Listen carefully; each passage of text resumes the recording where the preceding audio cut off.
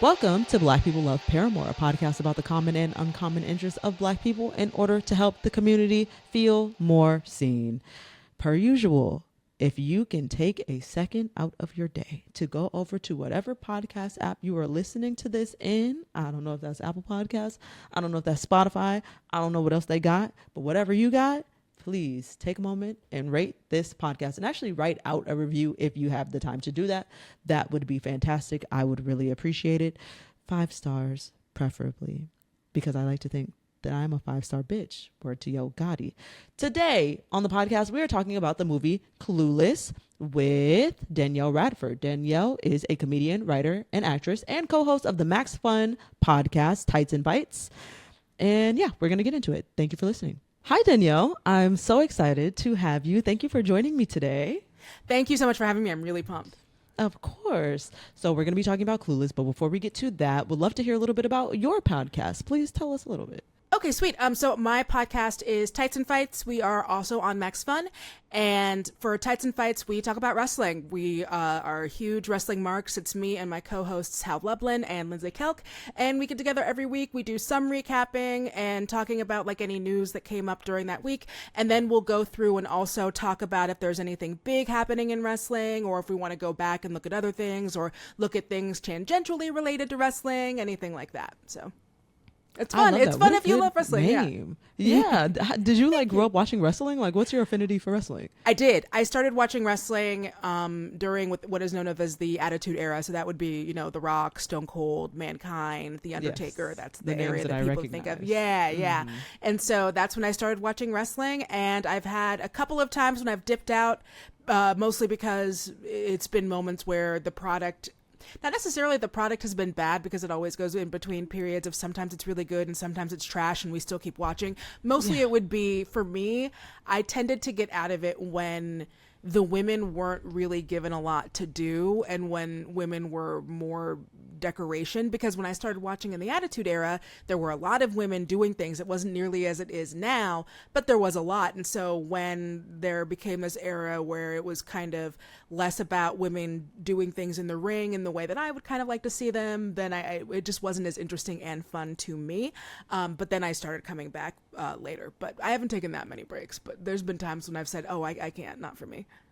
Wow, that is so interesting. As someone who has only very tangentially been in the world of wrestling in any capacity, I didn't even consider that there's likely the same dynamics that happen in the world at large happening in wrestling. Yep.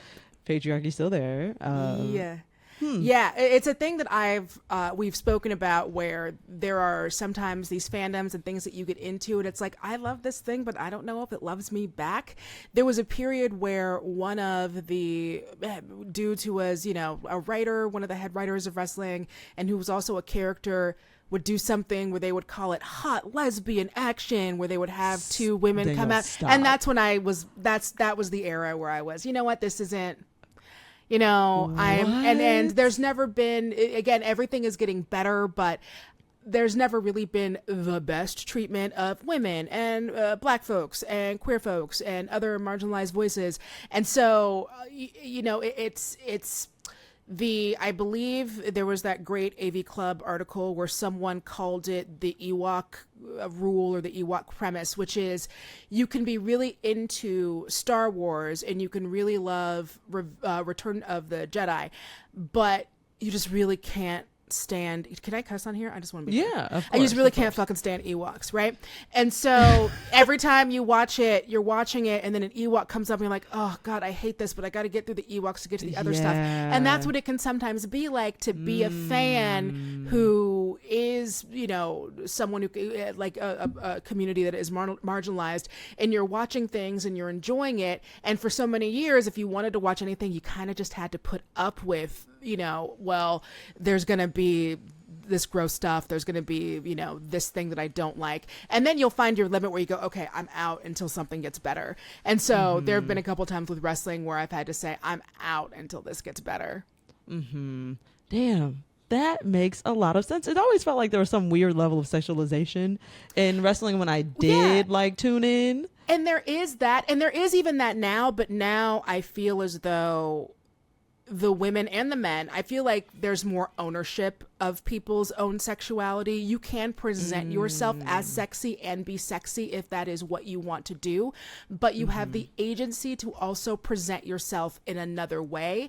And that for a very long time, you know, and I shouldn't even say that, because even, you know, during parts of the Attitude Era, there were women who they weren't sexy, they were terrifying, and that was cool. And then it really became, if you are not sexy, you are not going to be on there. And we don't necessarily need you to wrestle or talk or be anything more than eye candy or hot lesbian action.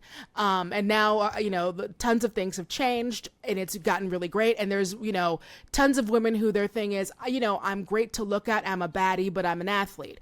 And then there are women who are, no, I'm terrifying and I'm kind of going to gross you out. And that is my entire thing. And I wear makeup that makes me look terrifying and kind of gross. And that's fantastic. And so that's really the changes. And the women who do want to go back and do stunt things where they say, I want to do bra and panties matches, I want to do lingerie matches, I want to do a bunch of women fighting in pudding. It's, you know, at least then, if you want to fight in pudding, if you want to do a wet shirt contest, oh hell yeah, girl, get it, make your money. But I want it to be because you want to, and not because you were hired thinking you were going to be a wrestler and now you're getting stripped in the middle of the stage, if that makes sense. Wow, that definitely makes sense. Yeah. Okay. I'm glad that you cleared that up for me, because I've always tuned in and been like, oh, look at these women against their will being hypersexualized and whatever. But sometimes it's not against their will. Like they want to do a pudding match or a wet t-shirt contest. Yes. And I'm like, oh, well, if that's the case, I love it. If you like it, I love it. Yes, you know, exactly. If it's my choice, that's great. But again, if it's a thing where it's not something you might be comfortable with because that's not who you are, and that's the only way that you can get TV time is to be okay with that, then that's, then that's a line where I'm like, ugh, not for me. Definitely. Today we're discussing the teen comedy cult classic Clueless. For those who don't know, 1995's Clueless is about a popular Cher, played by Alicia Silverstone. She gets in other people's business and then ultimately ends up fucking her stepbrother. It is loosely based on an adaptation of Jane Austen's 1815 novel, Emma. Where were you in 1995, Danielle? What was going on in your life? So I definitely watched Clueless in 1995. I was living on base. I watched it. I really, really loved that movie. And so it took me a while to get to enjoy any of the Regency era stuff. Jane Austen was just not for me when I was a kid. And it took me a while, even as an adult, to get into it. Because when I was a kid, when you would see Jane Austen or when you would read it for school or anything of that nature, Jane Austen was very like, you spent all these words to talk about how they almost touch pinkies, and and there ain't no spaceships, and don't nobody got superpowers, ain't nobody fighting, and you can't even touch a butt. What are we doing? Danielle was not about it. I was not about it. But then, you know, as I got older and I started getting and I started to understand it, you know, you get those things. And I think obviously it's had a resurgence with how big Bridgerton is now, people kind of going back. And so that, for me, when I found out that it was based on Emma, I was like, oh, well, cool. And Clueless, I think, has a very interesting place, not just because obviously Heckerling is a genius and this movie is really good, and she just really has a talent for the ear of teenagers in whatever era it is that we're talking about, whether it's this or whether it's Fast Times. Heckerling knows teens. But it's also, if you look, Clueless was really where that wave of taking something, you know, taking like an older thing and adapting it for a young audience came from. Because after Clueless, you started to get the 10 Things I Hate About You. You got you got, I believe, it might have been around the same time or at the same time, Romeo and Juliet came out. And so that was very much of that era of, let's take these books that these kids only know the cliff notes to, and let's turn them into these raucous teen comedies. Absolutely. Speaking of all the teen comedies of the time, where do you think Clueless stacks up amongst all of the teen comedies of the time? Oh, geez. Okay. So Clueless is definitely up there. So I'm thinking, I put Clueless in, it's up there with like, there's Clueless, there's like Dazed and Confused, there's Empire Records, there's 10 Things I Hate About You, there's the American Pie series. I think first of all, Clueless, I think, is one that aged the best. The American Pie movies did not age well if you go back and watch them. They didn't age well. Dazed and Confused, I think, ages very well, but it also has the benefit of having been already a movie that is so like steeped in nostalgia.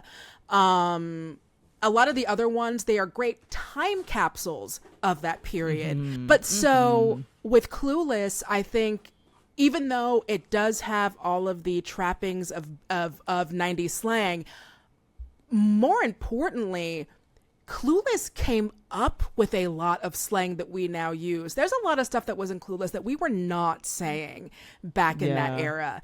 There are a lot of the linguists, like they had to come out with a book of speaking Clueless, because this wasn't like, if you go back to Valley Girl, a movie from the 80s, where they say, gag me with like a spoon. Those were things that girls in the Valley were actually saying. Whereas, and I think this is so genius of Heckerling, she was able to come up with her own lexicon and her own specific way for these kids to speak, which was another thing that, something that Buffy did very well, that connected with people, where it wasn't just that, there was also Buffy speak, there was Clueless speak. And I think that also was hugely a part of the success of the movies. What's your favorite Clueless speak slang term that came from the film? That is really hard. There's so many good ones. She's many. She's a Monet is really good. Jeepin', I think they tried to make Jeepin' happen, but nobody really got into Jeepin'. Was not one. Whatever, no one was saying that. I'm telling you, I promise you, I was there. We were not saying whatever. The like L for loser, I think maybe that had been coming around, but nobody, that wasn't something I super remember people saying. There's Crimson Wave is one that I remember people saying a lot after that, when surfing the Crimson Wave, talking about being on your period. Yeah. So there were some really, really good ones. And some of those also extended into the TV show as well. Oh my God, the TV show. I was going to bring up the TV show. The iconic theme song of the television show just sits with me. I love it so much. I recently did a rewatch of the show, because you can, I don't know if you still can, but you can find the episodes on, YouTube. You know what? It's still really cute. There's no Ty. And but Alicia Silverstone, and she actually, Brittany Murphy does do a couple of episodes where she comes in as like a guest star. The only people that really didn't come back were Paul Rudd, the dude, I can't remember his name, he's such a legendary actor, I'm such a bummer about that. The dude who played her dad didn't come back, and then Alicia Silverstone, but the rest of the cast came back. And I thought that new Cher was great. She's just a different flavor of Cher, and once you get used to it, it's fine. I have to say my favorite part of the TV series was that they did a thing that TV, I think it's one of the things that TV does best, is humanizing a villain over time.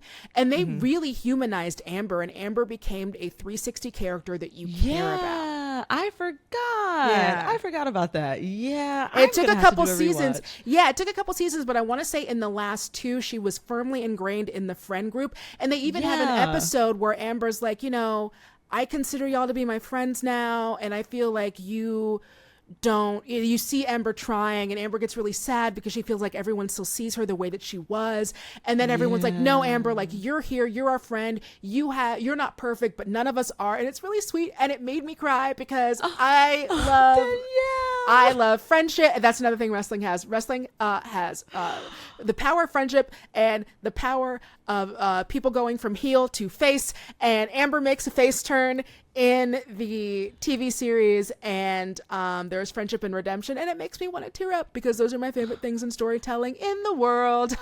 I totally get that. Friendship is also like one of my favorite things, period. I just did a friendship episode of this podcast with Danielle Jackson. She's like the friendship expert. Maybe you've seen her on TikTok or Instagram. She's fantastic. She just wrote a book, Fighting for Our Friendships. Go pick it up if you have not picked it up yet.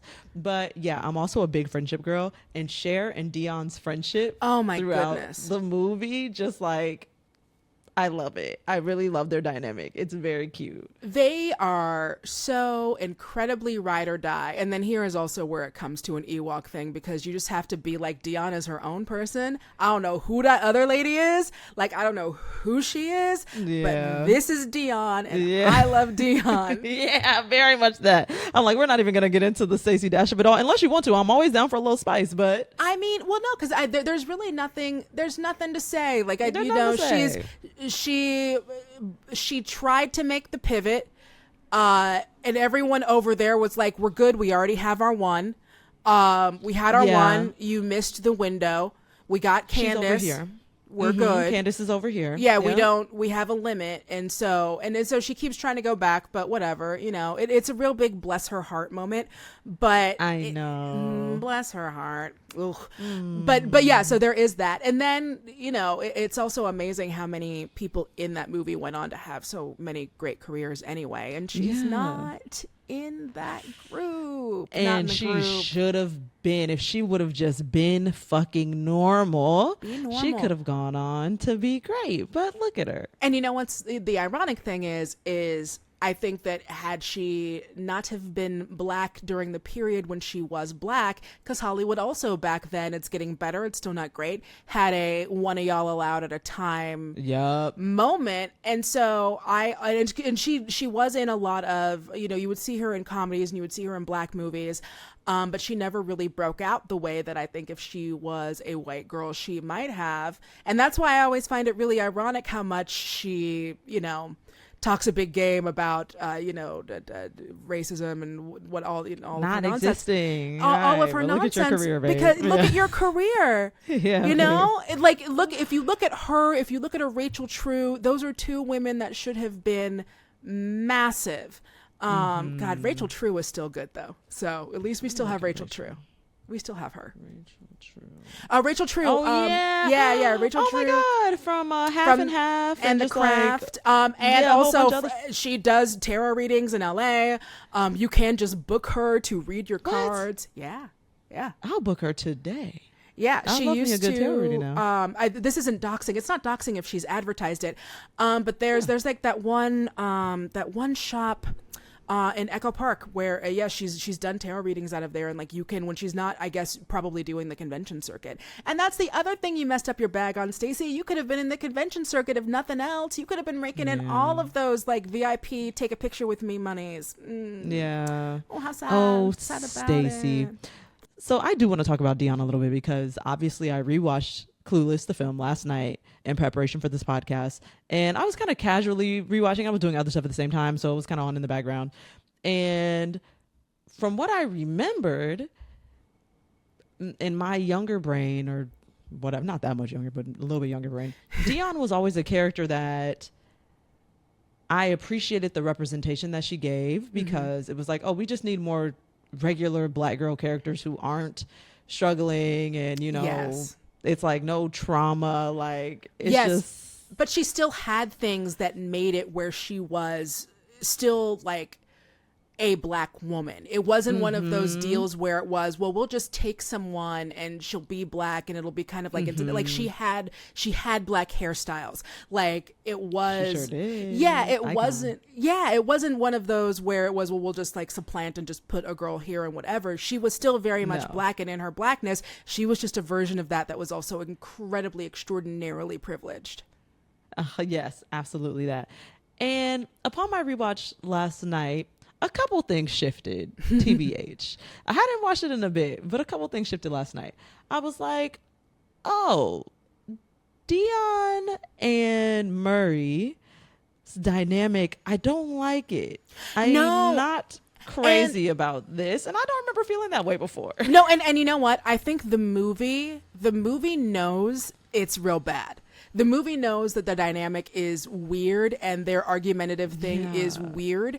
And when you're a kid, you're kind of like, well, this is what, and it's also, I think, a lot of what is romanced in teen comedies anyway is that adversarial, I love you, we bicker, I hate you, we're back and forth. In real life, no thank you. I like banter that's fun and playful, but you're not going to tell me what to do and embarrass me in front of people repeatedly. Pull out a braid? Like Sir, a braid? You have to fight my brothers now. I'm sorry. I don't have, but if I did, like, you got to fight my dad. Like, you can't, I'm sorry. There's nothing. I don't make the rules. Right. I don't Whatever make man the I got in my rules. family, he's fighting you. If you're taking out a braid and saying that my weave came out in your car, you have to put your hands up, sir. I'm sorry. That shit was nuts. When I saw that, I said, I was having flashbacks of middle school, of a braid being on the ground and everybody being like, Sequoia, that must be yours. Meanwhile, I did not have braids. Nope. And I'm like, nope. And that stuff is getting weird. And the small stuff when you're a kid is big stuff. And I will say also to their credit, because again, that's what television is so good at.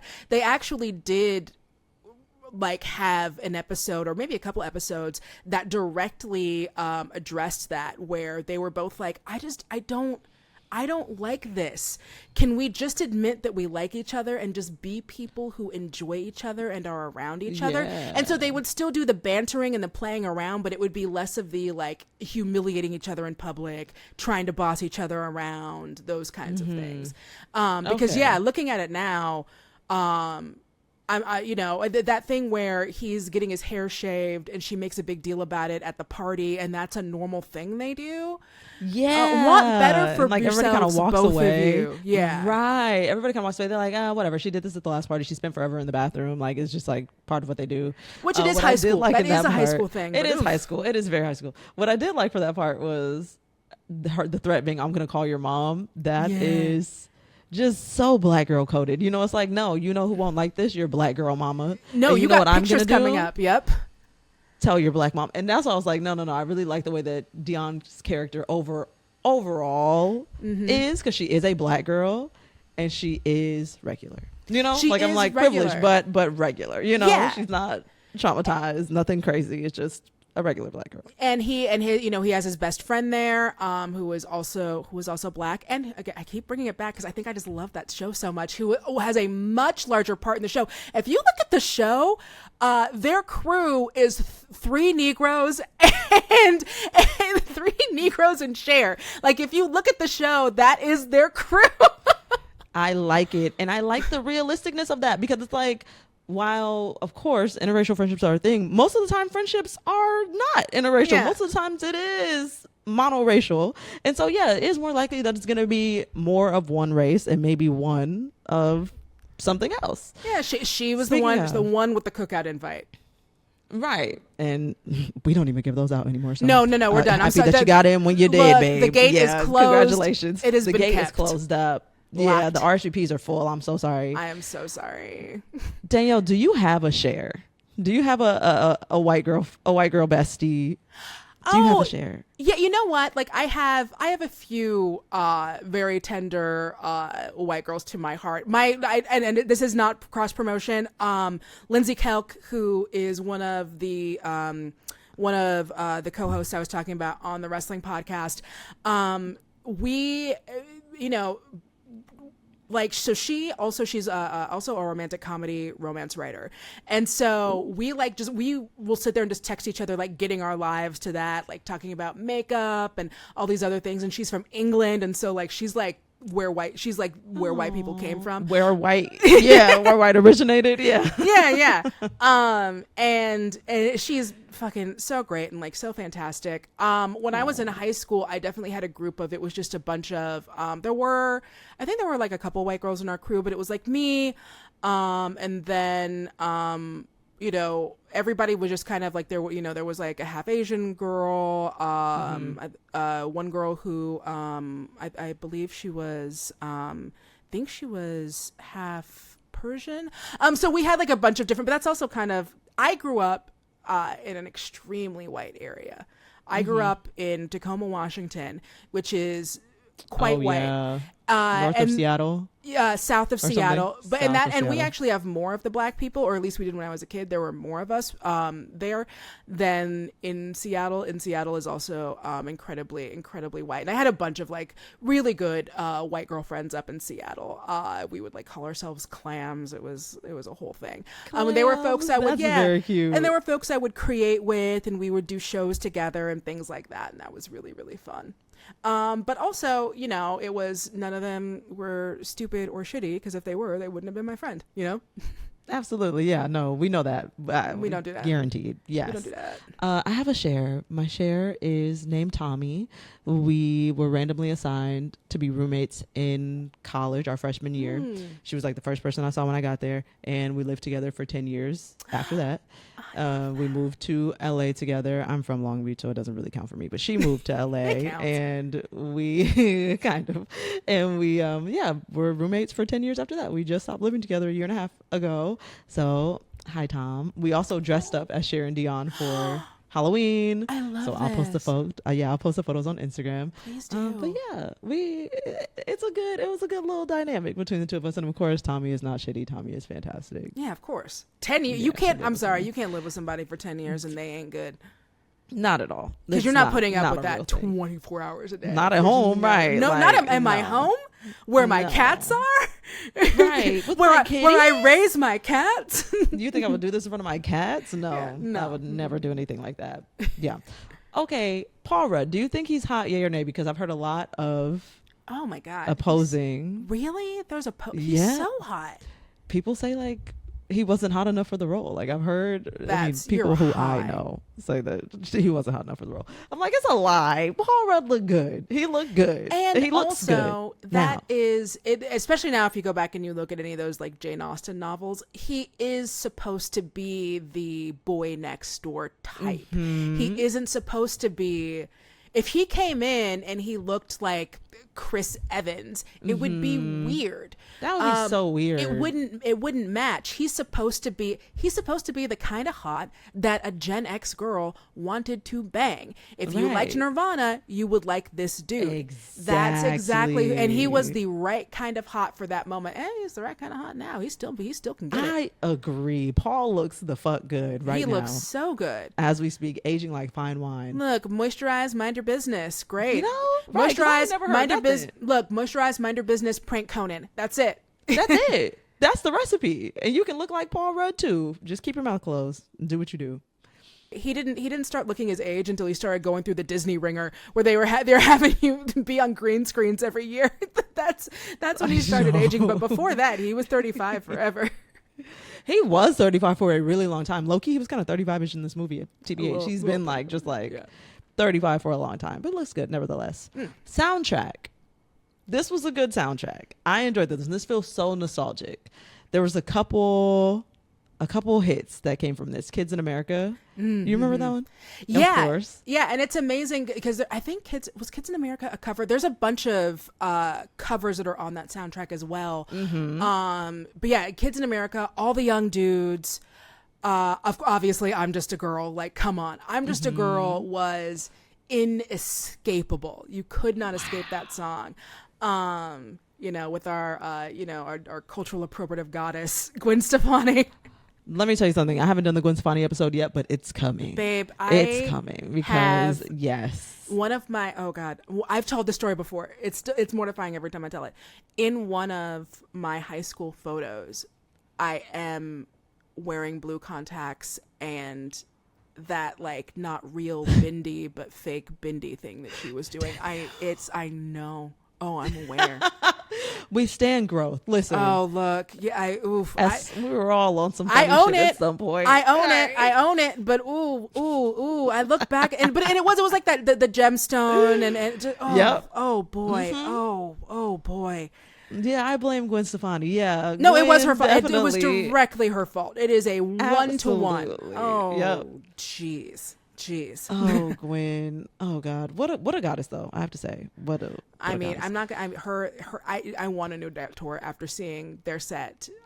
Their set that was recent at Coachella. Right. It was so good. I was watching the live stream. I was like, oh my God, please. Yeah, it's time. It's time. Come on, y'all had. Don't tell me y'all didn't have fun up there.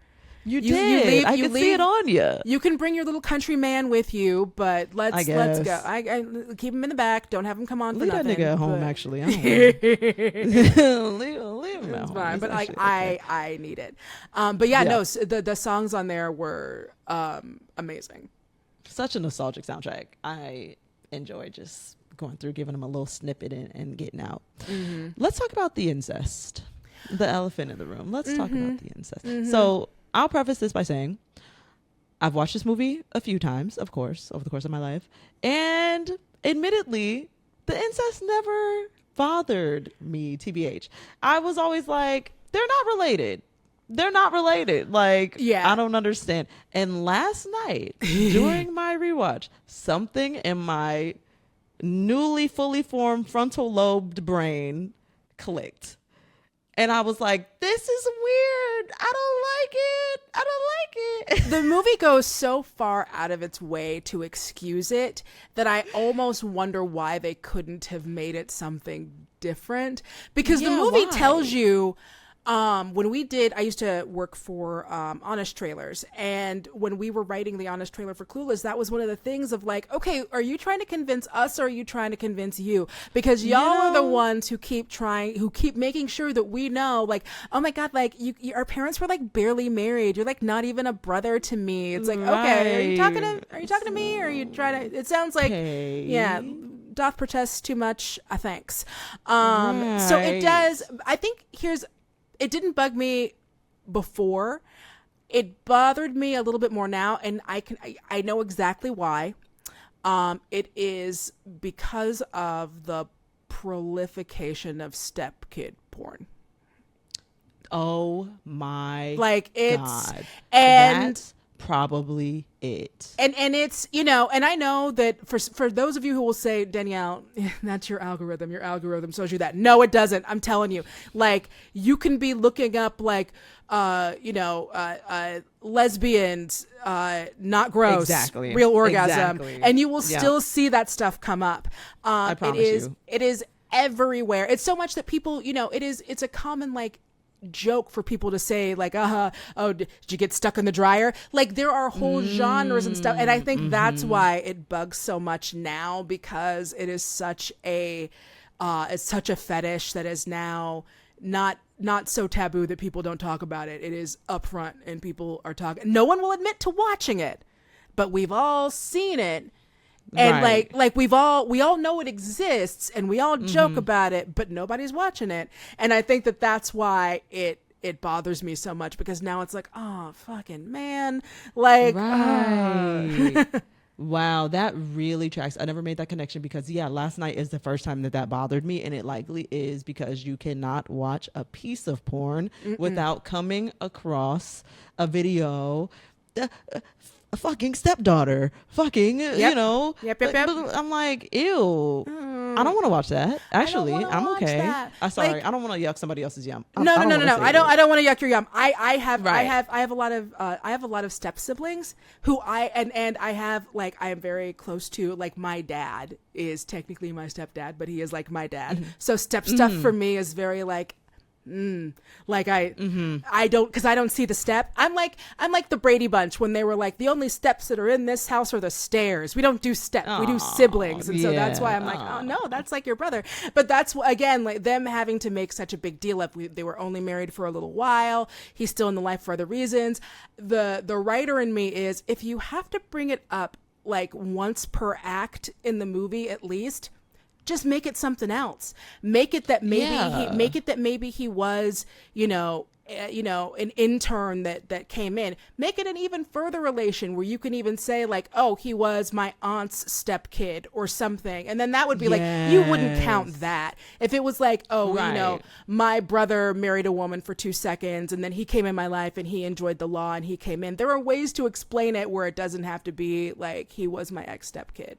And I know that they're trying to make it why it would be adversarial. Like, he could have done an internship. It looks like they do a lot of work in the house, which is wild because I assume that man has a very nice office, but they were doing a lot of work that was actually in the house. I could see why he would have an adversarial relationship or could develop one and the dad still be okay with it. But y'all decided to run with steps, so you just kind of got to 10 toes down it. And they did not in that movie. It was kind of fucking weird. Even like in the beginning when she was like, oh, why is he coming? Like, y'all were barely married or whatever.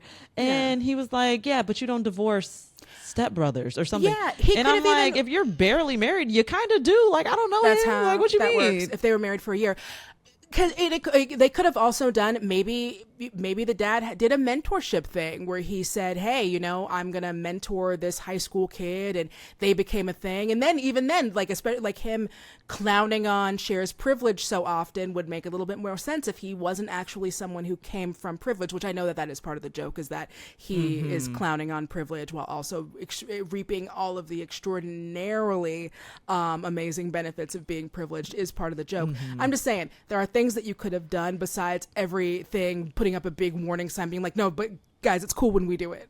Don't do it. It's cool when we do it. And here's the exception. Here's why. They're not related, guys. It's the step, okay? We do pay attention to the steps in this house is essentially what they were saying. Yeah. Like, okay. They actually make out on the steps. Like, come on. Sure the do. first time they kiss is on the stairs. Wow. Yeah, watching this movie was very different as a fully formed frontal lobe newbie here. I was like, yes, the stuff is a little funny here. Another thing that stood out to me was the line, everywhere in LA takes 20 minutes. I said, wow, in 1995, to be in LA in 1995, I would die for everything in LA to take 20 minutes. I can't get from K-Town to friggin' Echo Park in 20 minutes sometimes. Like, are you... everywhere in LA takes 20 minutes. No. Like, I'm sorry. Have you tried to go from K-Town to Beverly Hills where nary a freeway to be found and you're just stuck on Wilshire for like Wilshire 5 miles? Straight down, right? 20 minutes. What you talking about? Right. Yeah. I would kill for anywhere in LA to take 20 minutes. And he said it as though it takes like a long time. Like, that's like a minute. Like, he's like, you got to allot for 20 minutes. Everywhere in LA it takes 20 minutes. At least give her 45. Come on, Pop. Let's be reasonable. It is fun. Least. Yeah. Like, having moved to LA, I've been in LA for 10 years now. And going back and watching it and seeing all of these things that I now recognize, the clown liquor store and places that I regularly pass by. And I think that is just a very LA transplant experience anyway, is when you move here and you start seeing things that you recognize in places. But Clueless is such an LA movie. It really is, because there's like I feel like that is almost its own genre of movies that are LA movies. That's an LA movie. Licorice Pizza, facts. Also an LA movie, also has some really weird romance stuff that you don't have to think too hard about it for it to be weird. But yeah, Clueless is definitely in there. And so when you go and you see all of these places, it's just like, it's a nice little thing. It's like, oh, I've been in that parking lot. I wasn't robbed, but I've been there. Right. Yeah, I'm familiar with that. Absolutely. Yeah. That's like my favorite part of watching The Hills. I don't know if you ever watched The Hills. Yeah. But yeah, I am always like, wow, yeah, their apartment is like what is the name of those really famous apartments on La Brea? And that the ones where all the Viners lived? There used to be that apartment where all the Viners lived. Exactly. Yeah. It's like the really mega apartment complex that has like 5 different buildings and has towers and lofts and smaller shit, whatever. They lived there, and that was very fun to me. Yeah, always a good time when you're watching something in LA at the same time. Yeah.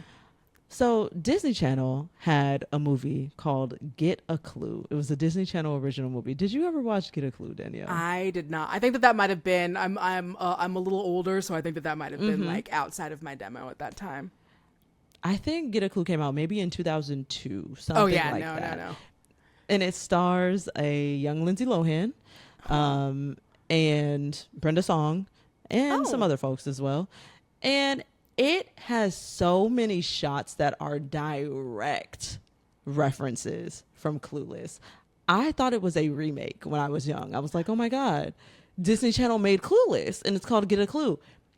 Some things are precise. You know, the opening scene in Clueless, or part of the opening scene, whatever, where Cher is choosing her outfit on the computer and she's like, I'd sing the song, but we want to keep monetized. But right, ideally we keep monetized. But you're hearing it. Mm-hmm. You got the song absolutely. In there. And same thing is happening on Get a Clue. It's like they wake up, she gets on her headset, and they're like choosing their outfit for the day. I wonder if it was one of those things where they're like, well, we'll just make it for kids. We'll just make a version of Clueless where they don't talk about water blowjobs. That is literally what it felt like. And it was East Coast version, so it wasn't California, but it was East Coast, like rich kids from the East Coast. She had her quote unquote diverse best friend in the Asian Brenda Song. What else was there? Oh, she was trying to get her teachers together. I gotta watch this. This sounds like and fun one of them trash. Disappears. Yeah, it's really fun, Danielle. I love a Lindsay Lohan moment. Me too. I'll watch. Yeah. I'm one of those people who I would never take anything away from Emma Stone, but it definitely feels like if Lindsay could have had that career, I think. She should have had that career. Absolutely.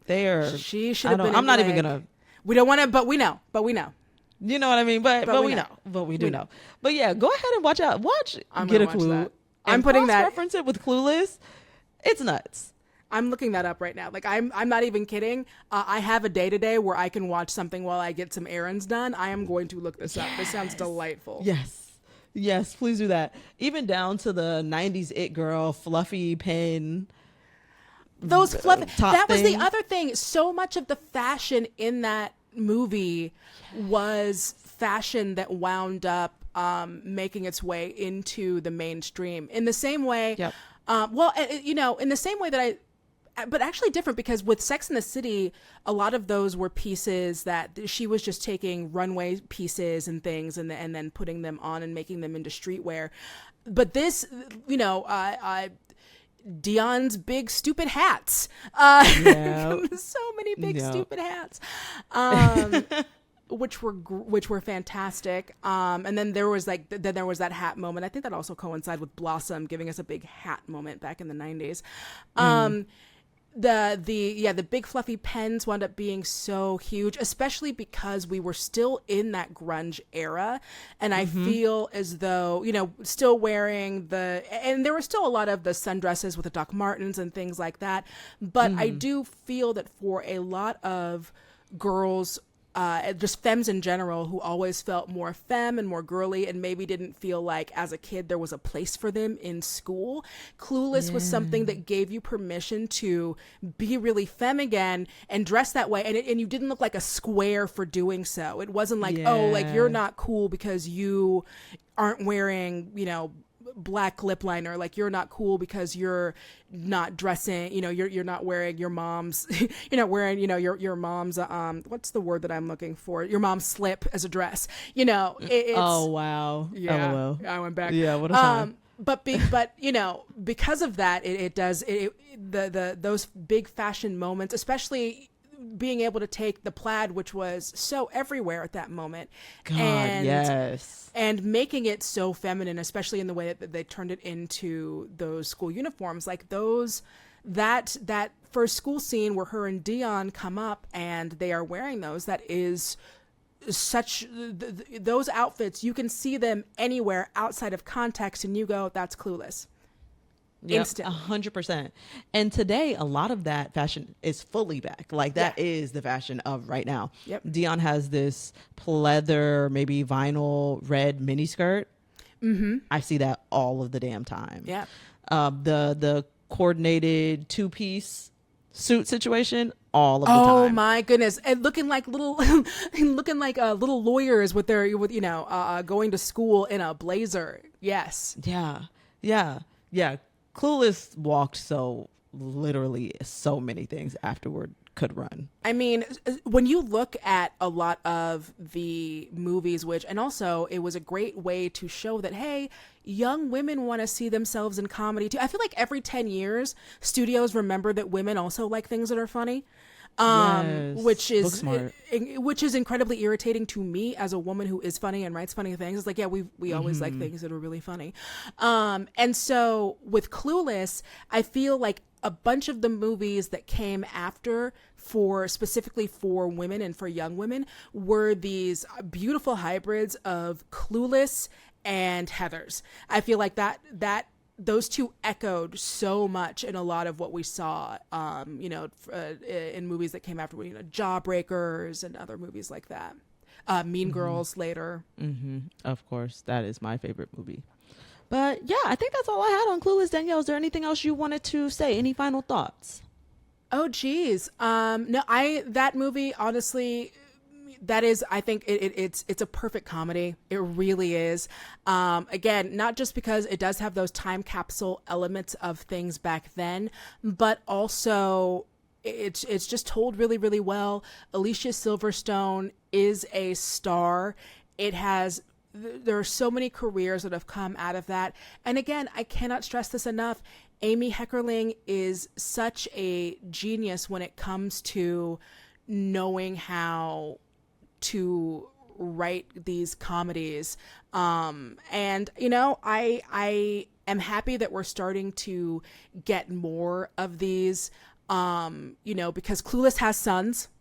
Definitely. Clueless does have sons. Yeah. I would say, to me, I would say Bottoms is a Clueless son, just in the way of being like, I need to. Oh, you should. It's really, really funny. And and they're different in that they, Bottoms really goes very heavy into, absurdism, which you do get a lot of in Clueless, but mostly just that thing of, women are free to be as funny as the dudes, and women don't have to be on the sidelines while the men get all the great jokes and while the men get all the great lines. Like the women can also be the ones driving the humor. And like I said, every 10 years we get those. We're starting to get more of them. I'll be happy when we get even more. But part of the Clueless legacy is also, again, they're just a great time for that kind of stuff for young women. You have Clueless, you have Buffy. Even like a Dawson's Creek, I think the dudes in there were like fine, but I watched for the women. Yep, as we all did. And the theme song. I'm a big theme song person. The theme songs really drive so much for me of the nostalgia. Look, that is how. Well, I'm also I'm a crier, as I've already said on this podcast. And music is the way to do it. They have figured out how to manipulate us in such a way with music to make things just hit. Because they'll be like, I'm not a huge fan of the Avatar movies, but you put in that sad music and you show me a tear and I'll cry for them blue fuckers. Like, I'll do it. You got me. Thank you, James Cameron. I'm easy to manipulate. Yep, you got me. Yep. Absolutely. Danielle, please let the folks... I think that's it. Yeah. Oh, I'm sorry. Please let the folks know where they can find you online and any project you have coming up. So you can find me just at Danielle Radford on, I don't know, formerly known as whatever, that one we're all still on, and we promise we'll leave as soon as something better has come, but no mothership has come to save us yet, but please, we're hoping for it. But, and most of my projects will be on there. If, I have written a bunch of episodes of Honest Trailers. If that's something you're into, if you're into wrestling, you can find me on Tights and Fights, which is also a podcast on Max Fun Network.